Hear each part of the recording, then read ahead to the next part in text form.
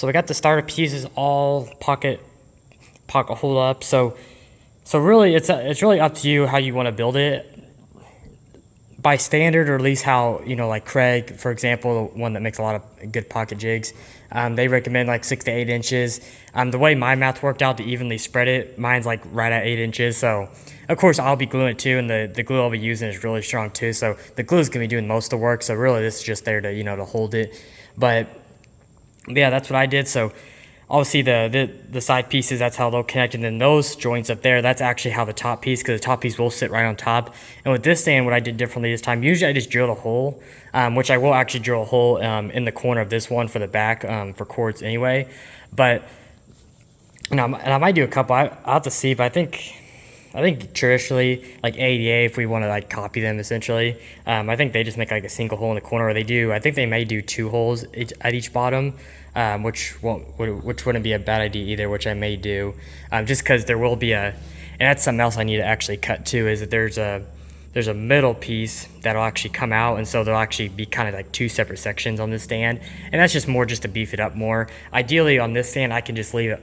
I could have this whole thing opened up, because I'm already framing the top too, so it's not like it's, the strength is there, but might as well,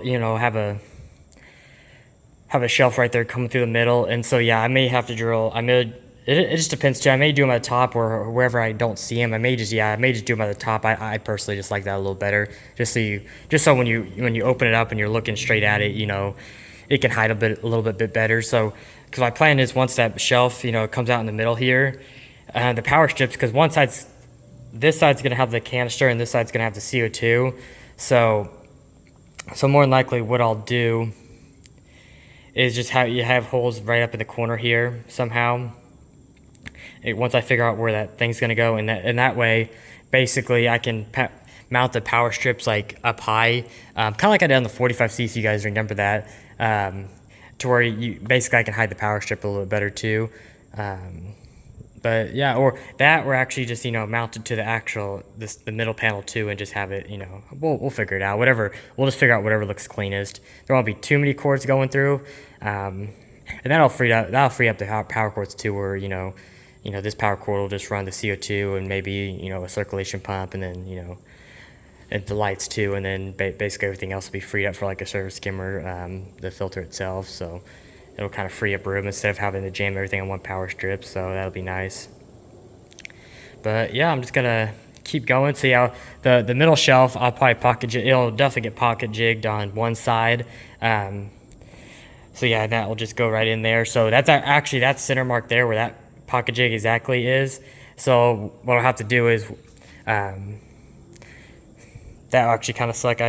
So that part I did screw up on. So that middle jig's actually going to end up being covered up. But that's actually totally fine, because this top piece does not need a lot of screws at all. It's just like on the side pieces, you can see I have 2 ones on here, and that's just all it is just holding down the top piece. So again, the glue's going to be doing most of the stuff, so that'd be totally fine. But yeah, so if I had to go back, I just wouldn't even put that there. But so yeah, I'll have to do the pocket jig and maybe start a little down below, and then yeah, just evenly do it all the way down like normal. So but yeah, it's going. So yeah, like I said, I'll keep up to you guys. I'll kind of try to explain every step as possible, just so you guys can see like how this stuff kind of gets put together traditionally.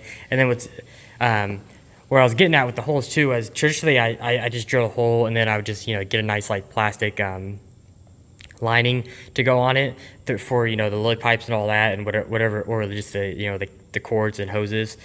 This one I actually did what ADA does, and actually did a little half moon.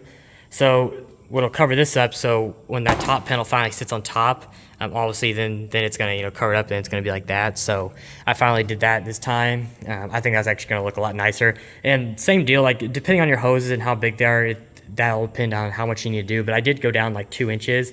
And then if you can get yourself like a bowl or like something you can outline with, I just found the center of the bowl I was using, and then you just line it up and trace the bowl, and then that way they're the same on both sides.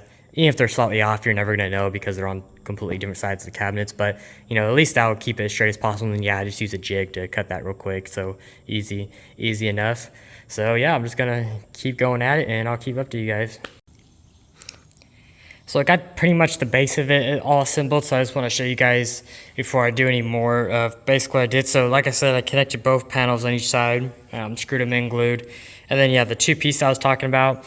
So these are basically just placeholders, because there will be a finished piece that actually goes right on top of this, because yeah, there'll be this going right on top, and then the doors also. So, and that's one thing to account for too, is when you're building a stand, is obviously the width of the tank, but obviously count the doors, adding in another 3/4 if you're using 3/4 plywood. So, so just subtract that 3/4 from your total width. So by the time you put all those doors, it's going to be all flush at the end of the day. So yeah, I got that strip on. This strip I'd actually make, because except the top's going to lay right on top, and then the board's actually going to slap right in front of it, and that's going to cover that that exposed edge too. So this one I had to cut down to 3.5, so this will be skinnier. But then, because basically, for example, if I put this on top, so this is how the top's going to go on right here. Say if we flush it up, so that's how the top's going to go on. And so my finished piece, which will be just like this but just wider, will go right on top of this, and that's going to cover this and this. And so that's why I made this skinnier, so it basically can cover both, just to make everything cleaner. At the end of the day, you can always cover everything up, but less, the more you do now, the less you can have to do when you go to actually put a finish on it. So yeah, the next step is, so I'm basically, I thought about, and I still might, it just depends how much wood I have left, because I still need to cut some. But I may even, because this will have, another edge right here, I may actually slip in another one right here just to kind of beef up this back edge, and then I can go through and kind of frame it in. And all I need is, I'll just put, one right here and one right here. So basically just, frame them like that, something like that, I don't know. But, or honestly, we might not even do that. It just depends, because now that I have this design, that actually kind of screws me a little bit. So I may just actually not do that at all. Yeah, that's probably, yeah, we'll be fine. So if you cut your stuff like that, I would probably not frame it in, because yeah, if we frame it in, not that I'd do too effect, but it would just look kind of weird. So just to keep that side open, I'd probably just leave it like that. But typically, if I just drill a hole and it's more, down below, then yeah, I'll frame in the top just to beef it up, because most of the time you're gonna have extra wood anyway, so might as well just, do it. But same deal down here. I'll frame this in. That will definitely get framed in, and then there'll be a piece that goes right on top inside there. And yeah, so just like that. So yeah, next step is, yeah, I'll get whatever I can do up here, and then lay that final piece inside there. And then, yeah, then if I want to, like I was talking about that middle piece, I'll put that in. I just wanted to get all this in, so I knew exactly the dimensions I need to cut it, instead of just, trying to guess. So just put everything together first, and then go through and, figure out what you need to actually cut. And then yeah, that piece, once that finished board's down there, then that middle piece will just slide right in, and then we'll and then the top will be able to go right on. So, but yeah, that's where it's going. It's going good so far, so we'll just keep on trucking. So I kind of chopped a little ahead, but I wanted to kind of get most of it assembled, because there wasn't much left. So like I said, ended up adding that center piece there, so that worked out nicely. I just basically pocket joint it. Might be it's kind of shadow, but pocket hold that, pocket to the back, and then obviously pop it up to the hold. I use that to hold down the top as well. So obviously we had pocket holes on this side, the back, and then I put pocket hold the middle too, just so there was something actually pulling down the middle too. But yeah, I got the top on, and I got the strap back on, that finished piece in the front, and then now it's just simply the doors, which I have those pieces. I need to cut them down to length now, and then basically just put those aside. I'll go ahead and cut the holes for the hinges for them once I know what hinges I'm getting, and then those are going to be completely put to the side, because they'll be painted. And so basically this is a finished product essentially, at least the building process. So that's good. Didn't take too long. Wasn't too bad of a process. I mean, if you've worked with tools before, and I mean at least have built stuff before, for example, I mean I'm right at this basically took a 4-hour project essentially. It would have been shortened way longer if I didn't do certain stuff, took breaks, but so it's not, it's definitely something you can do in one day for sure, But yeah, the next step now is pretty much I'm gonna put some Bondo on it. So I have Bondo, and that's just really just gonna be to kind of fill in some of this imperfections. Like obviously this wood's really nice, but at the end of the day, is that even screwed in all the way? Oh yeah, that's right. Yeah, so the top is just a tad bit short. But yeah, just stuff like that, like even like that, like yeah, the salt, when I was putting it through the salt, I'm sure, I was just a little off, and so you can see the gap it left. And so stuff like that I can just, fill in, no big deal. And of course the tank's gonna be on top of this anyway, so even stuff like that's even still, no big deal at all. It's gonna get covered anyway, but we still, just to make it finish, we'll Bondo that. And then yeah, and like one tip too is like you can see how I kind of, I flushed up pretty good, but I still like left a lot of this back a little bit. You can see on this one a little too much when I cut it, but again, no big deal, because that's actually perfect, because like the Bondo will basically just make that super flat, and it'll literally look like all one piece when it's done. But yeah, for the most part, we try to get it as best as we can, and flush, but at the end of the day, Bondo or even any putty can, save you. So, and then that too, just putting Bondo, covering, these two. So, because obviously when you paint it, you're still going to see that, that cut edge. And then yeah, literally, and then what's cool about the pockets is pretty much there's no screw holes whatsoever. There's no nail holes whatsoever. You could nail certain things if you wanted to. I didn't really have to at all. But stuff like that you can cover too with it. And then yeah, just basically by the time we're done with Bondo, it's just all gonna look like one piece. And then of course once we go to paint it, then it's really gonna look like one piece. So. But yeah, that's gonna be the finish. Of course, what's nice about having this middle section now too is that the magnetics can actually go right here. So I can put one on his side and this side instead of having like this weird, which the way I did this, honestly, I still would have been able to do it up here, but it's gonna be nice to have it down here. And the doors are just gonna work way nicer this way too. It'd be a little bit better of a stand this time around. So, oh, and then just so you guys could see how the side ended up working out. So that's just how it is. So when that top goes right down like that, it just basically makes a half moon. So, and I think it's gonna be plenty of room. That's definitely plenty of room for what I'm doing.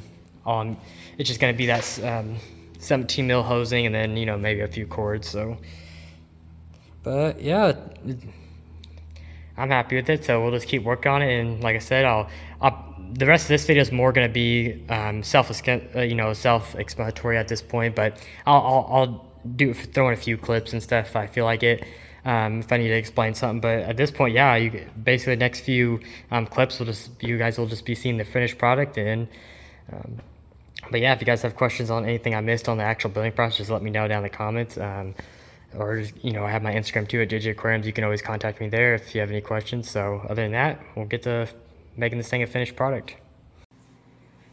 So last time I left you guys off with the video, so this is actually weeks later, but last time you guys saw it, basically the main structure is built. No paint, no Bondo was applied, so it was just basically the bare stand. Everything was still exposed. Nothing was actually finished yet. And just because I have multiple videos out already on, this stand and then another 90p stand, and of course, there's other way better videos than I could ever make on YouTube as well on some of these stands, and they're all built pretty much exactly the same. And so that's why I didn't get too detailed, but I did want to revisit and show you guys the finished product, at least for this video. And then, like I said, like always, if you guys ever have questions, anything I missed throughout all the videos, just let me know down below, or of course my Instagram is JJ Aquariums, so you can always just personally message me there. But actually, this is actually kind of a sneak peek of the scape that'll be coming up for next year's contest, so I won't be really showing this tank going forward for, the next while into the next contest, unfortunately. But, so this video, you guys are kind of getting a little sneak peek of what's to come. But, yeah, so the stand turned out really nice. Of course, it was the same color paint as this one, so it'd match again. Everything turned out nice. I got the Solar RGB light hooked onto that new stand. Yeah, everything turned out great, so I can show you guys. It opened up, and even the stand still isn't 100% complete. Everything's just kind of in here, laid in here. I still gotta like organize the power strips, screw them up, and then organize all the wires and make it all neat like I usually do. And then not even that, get some lights up in there as well to light up the cabinet like we did this one. And so there's still a little more work to do, but of course in this video, I could show you guys that later on in a different video down the road. So just want to show you guys, how the actual finished product worked. and how it turned out, but I'm actually going to take the ADA matte like I did in this one and glue it down to the bottom, and so it has that black surface at the bottom too. I really like that when I did that to this one, so I'm going to do the same just so the filters have a nice padding to sit on, and just the equipment in general. And then of course, like over time, this tank, I'll run the Waza 600 that I had running on this tank at first, and then eventually ADA is going to send me the new 900 Superjet for this tank, and so both these tanks can basically be full ADA out, because that's pretty much the only thing that's not ADA. That even in the previous tank was the canister itself. So, and yeah, I'd love to get a Superjet on this tank for sure. It just looks so much nicer in this stand. So, but yeah, I just need to hook everything up, get the lights like I said, and it'll all be complete. So the one thing about that kind of sucks, and if I was a little bit better, I had more tools, I could fix these type of problems. But the doors were kind of warped a little bit, and if I knew that ahead of time, I could have positioned the doors a certain way where they bowed in a certain way so they wouldn't be affected. But this door, for example, actually, the bottom was actually bowed out a little bit, and then this one, the top was actually bowed out a little bit. So there was a gap at the top and bottom, which kind of sucked. But the way I fixed that is I still have a push release on this one. So basically, this door is totally like stationary, so you can't actually open this up unless this door's open.